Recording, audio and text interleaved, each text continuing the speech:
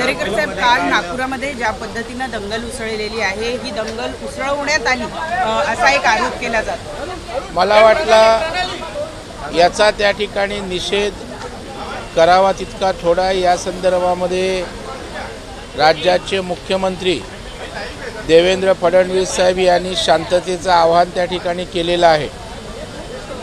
नितीन गडकरी साहेबांनी सुद्धा शांततेचं आवाहन केलेलं आहे।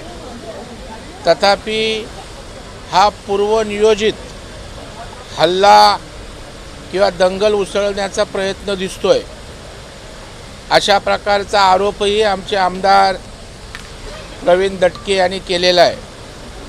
आणि या संदर्भामध्ये अशा जर प्रवृत्ती नियोजितपणे जर दंगल करत असतील, कायदा सुव्यवस्था बिघडवत असतील, तर त्यांनाही माफ केलं जाणार नाही, हेही स्पष्टपणे राज्याच्या मुख्यमंत्र्यांनी सांगितलेलं आहे। आणि मला वाटतं तपशीलवार निवेदन ते आज विधिमंडळाच्या सभागृहामध्ये करणार असल्याचंही समजतं। मंत्री नितेश राणे आहेत, ते सातत्याने वादग्रस्त वक्तव्य करत आहेत। कुठेतरी दोन धर्मांमध्ये समाजांमध्ये कुठेतरी तेढ निर्माण करतील अशी वक्तव्य केली जात आहेत। या सगळ्याचा परिपाक आहे का? नाही, उगाच कशाचं वड्याचं तेल वांग्यावर काढण्याची काहीच आवश्यकता नाही। वाद बोलणं आणि कृती करणं यात खूप फरक आहे। ते केवळ बोलले, परंतु या ठिकाणी कृती करून जर या ठिकाणी वाद किंवा अशा प्रकारचा दंगल होत असेल, तर मला वाटतं त्याच्याशी ते जोडणं त्या ठिकाणी योग्य ठरणार नाही।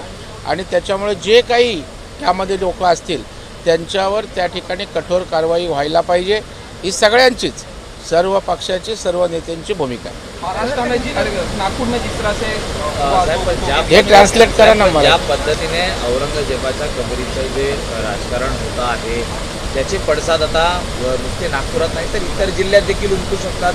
संभाजीनगर किंवा जालनामध्ये आता छत्रपती महाराजांचा फोटो काढतानाचा एक व्हिडिओ व्हायरल झाला, अरुण खोतकरांनी तो दाखवला आणि शिवसेनेकडनं प्रामुख्याने आता मागणी केली जाणार आहे की ती कबरच या ठिकाणी नको, जनभावना लक्षात घेता ती कबर हटवा। मला वाटतं कबरीचं राजकारण होता कामा नये, त्याचबरोबर कबरीचं उदात्तीकरणही होता कामा नये। त्या ठिकाणी आमच्या शंभूराजांचा त्या ठिकाणी छळ अन्वनित करणाऱ्या त्या मुघल सम्राटाचा आम्हाला सोयरसुद्धा असायचं काहीच कारण नाही। आणि त्याच्यामुळे त्यांच्या छटा, त्यांचे जे काही या ठिकाणच्या गोष्टी आहेत त्या जर समूळ नष्ट होणार असतील तर त्याच्यात कोणाला दुःख वाटायचं कारण नाही, ते योग्यच आहे।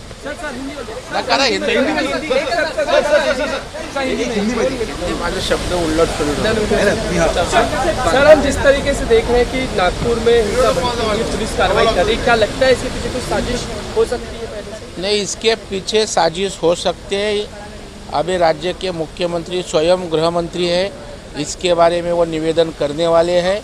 तो वस्तुस्थिति क्या है, यह घटना कैसे घटी और इसके ऊपर क्या कार्रवाई उपाय योजना सरकार करेगी, इसकी सभी तफसीलवार बात माननीय मुख्यमंत्री महोदय रखेंगे। जिस तरीके से पत्थरबाजी हुई, गाड़ियाँ जलाई गई और ये कहीं ना कहीं पहले से ही कुछ ना कुछ साजिश रच के बैठे थे लोग। नहीं, मुझे लगता है इसके पीछे क्या है वो जल्दी बाहर आएगा और उसके ऊपर कठोर कार्रवाई होगी।